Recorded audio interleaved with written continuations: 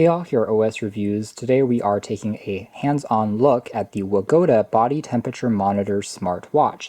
As the name implies, the main unique selling point is it offers a body temperature function that you can use to detect if you're having a fever, if you're at a kind of normal temperature throughout the day, and it's also something that could be particularly relevant as we are in the middle of a global pandemic. And you can see if you are, again, meeting the criteria of having fever symptoms. It comes in a few different color options and does look more expensive than the price would suggest, selling for, again, under $70. But otherwise, it is pretty typical as far as the other features for a low-end smartwatch. It's really just that body temperature function that is new. So you do still need to lift your wrist and kind of put it near your forehead for it to detect that measurement. You don't have to really touch it onto your forehead. It's still technically contact-less, but it's not just detecting it on your wrist, which is interesting. Now the accuracy level is not going to be as high as some medical-grade devices.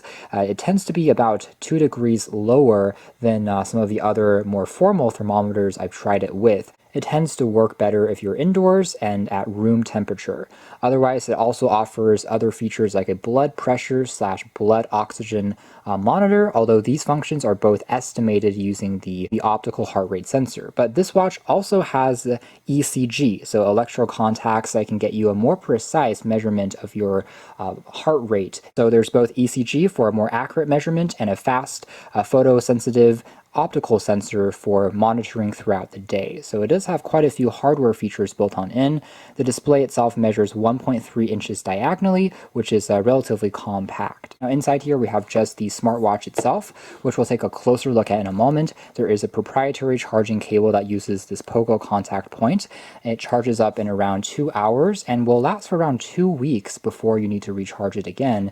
And it drops a little bit to around 7 days if you are using it continuously with all of the functions like ECG and automatic tracking turned on. There's not a ton of different kind of sports exclusive tracking modes, just because it doesn't have a built-in GPS chip, for example, but it does have a few ones that you can use to track your heart rate during the entire session. Now, the watch does come with a pre-applied screen protector, but first impressions is it's a very compact and thin smartwatch. As a quick size comparison, here it is next to the Mobvoi TicWatch Pro, and you can see that the TicWatch Pro is significantly thicker, almost 2 times thicker, and just feels a lot chunkier when on your wrist. Otherwise, the body of the watch is still constructed out of a aluminum alloy shell, so it feels very solid. The base here features the kind of electro contacts for the ECG. The middle here is the optical heart rate sensor, which uses the light, and this is the charging contacts. And on the side here, we just have a crown key for turning it on, and that is pretty much it. So very simple and straightforward. The top portion here is actually kind of where the thermometer sensor is located, which we can start off by showing. Just tap on the temperature icon. It just tells you to calibrate, put it close to your forehead, and then it takes about 20 to 30 seconds to get the full measurement. It certainly does work, and it's convenient at times, but it's not quite as fast and seamless as what I would hope it to be. So perhaps in future generations it will improve in terms of the speed of calibration, but again, for right now it takes about 20 seconds, so not too different from a regular thermometer, but definitely not the fastest in the world.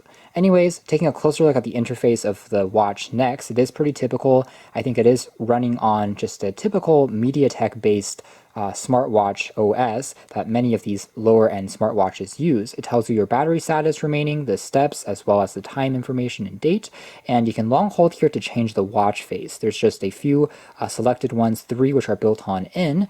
The display is a IPS LCD panel, but offers decent visibility even if you're outdoors, and in general has pretty good viewing angles as well. So no real problems as far as seeing it, and the responsiveness of the touchscreen is also quite good. You can pull down to access a quick notification shade to take a look at things like turning Bluetooth on or off. So you can actually make this a little bit brighter to be more visible in brighter areas. There's also a night do not disturb mode, which will prevent notifications from vibrating or coming in if you're sleeping. Towards the left side, you can see if there's any notifications, things like emails and text messages will be displayed there as long as you're connected to your phone using Bluetooth. Nothing else is on the right side, but I can swipe down to take a look at all the applications. Things like number of steps, hours that you've slept can also be seen for the previous night. You can swipe over from the edge to go back by 1 one page. There's a manual heart rate test, and this one here uses just the regular optical sensor here by default. And this one now uses the electrical contacts. You also need to be pressing your finger on the rim of the watch for it to make a full kind of circuit connection for it to then record your heart rate. That also works, but takes about 20 to 30 seconds to do a full measurement, so it also takes a little bit of time.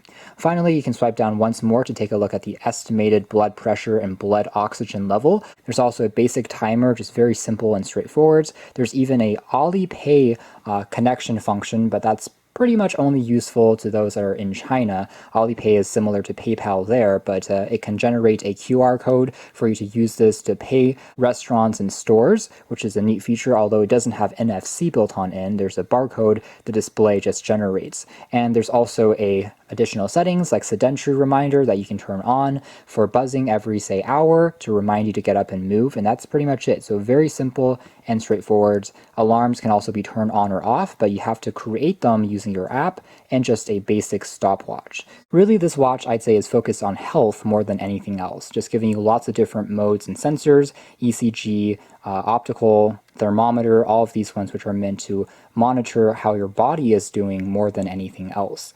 There are some very basic sports, as aforementioned, but it is very basic, just walking, running, cycling, kind of rock climbing, swimming, soccer, basketball, ping pong, badminton, and that's pretty much it.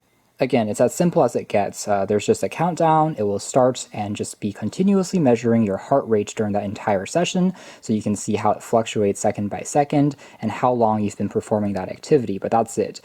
Now here's the companion application. You're able to take a look at your stats during the day as well as during, say, the week, number of steps, calories burned, and distance walked, and some other stats related to that. We've seen it before for other smartwatches, so it's not dedicated just for this model, but it's decent enough. You can see at what points during the day you were active, as well as your heart rate during the entire kind of day as well. As it fluctuates, this plot will change in real time. What your maximum heart rate is, your minimum, and your average is in the center. You can also see your blood oxygen level represented in a dot, a scatter plot throughout different days, as well as your blood pressure, your systolic, as well as your diastolic blood pressure will both be represented.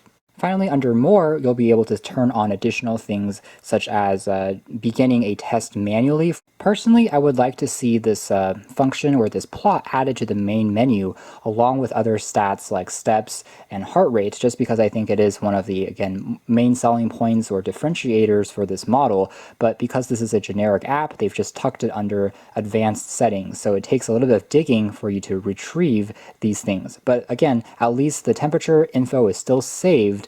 You can turn on different reminders like drinking more water, getting up and moving. If you've been still for over an hour, it uses the motion sensor to detect that, as well as turning on different gestures like waking the screen by flicking your wrist. So the app is simple and straightforward, but the interface is not the most customized, particularly to this specific model, although it is functional. So that's been the Wogata thermometer smartwatch. The thermometer is a nice, unique touch, especially in this current situation that we're in. It could be useful to some folks out there. However, I do think that it still takes a little bit longer than I'd like for it to do a full measurement. If you like the overall design and you want something that's meant more for casual use and for more health tracking as opposed to sports tracking, I'd say. You can check out more details if you're interested in the links down below, but for now that's been our video. Thanks for watching here at OS Reviews. That's been the Wogata thermometer smart watch.